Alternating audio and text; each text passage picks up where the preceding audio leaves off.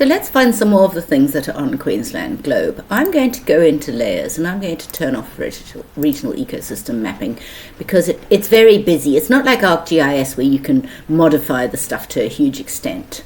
So if you go into layers, and what's really important is that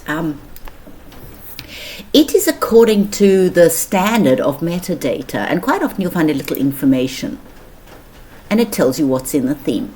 It provides access to information about naturally occurring flora and fauna.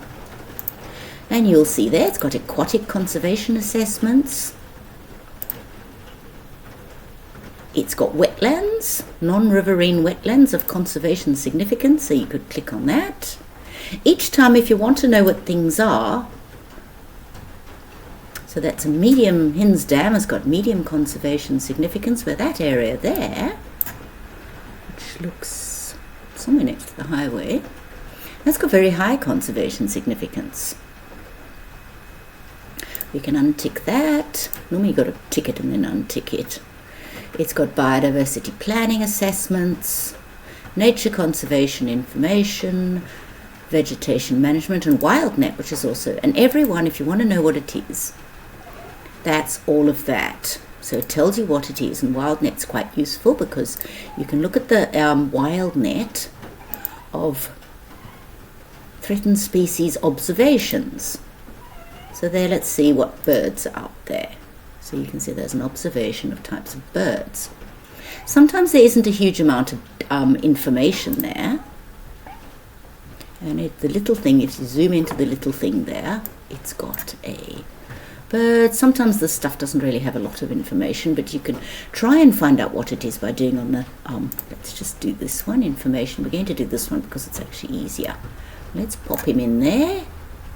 Go into birds, and it's a Platycercus ads. Don't know what that is. Let's click on it and see what it is. Some sort of parrot, pale-headed rosella.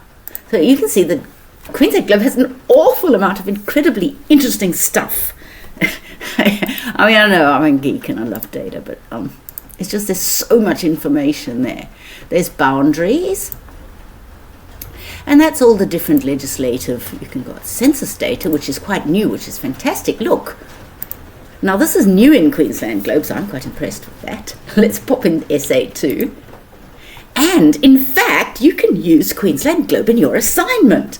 Oh, wow. I didn't even know that because that's a new thing that's in Queensland Globe. I mean, I still want you to learn QGIS and ArcGIS or ArcGIS. But Queensland Globe will give you all the information you need without having to use it. Oops, didn't need to do that.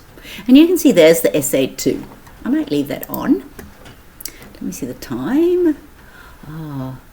Health boundaries, map sheet boundaries, mining is quite useful, particularly if you want to buy something somewhere. There's economy. I am very impressed with this new iteration of Queensland Globe. I really, really am. I thoroughly recommend you spend a lot of time exploring it. Okay. And if you want to, you can put hill shade, which is pretty much making a 3D thing of contours. It's probably going to take a while to... Oh, wow, that is so cool. So you can see the hill shade. Let's just get off the information because I don't want that on. We'll drag him across, and let's go somewhere where I know is quite hilly.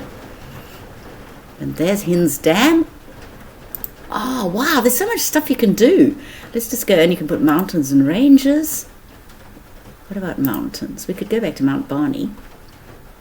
Oh, it's not showing us anything there. Let's get rid of it. Oh, hang on. If you put ranges, it puts stuff. Oh, it's called the... Might turn off the... Let's go right back to the top. Okay, so you can see there, you can turn layers off, and there's the names of the mountain. That's the Great Dividing Range, and that thing's called... I can't read it underneath it, so you might want to turn off the lot parcel layers.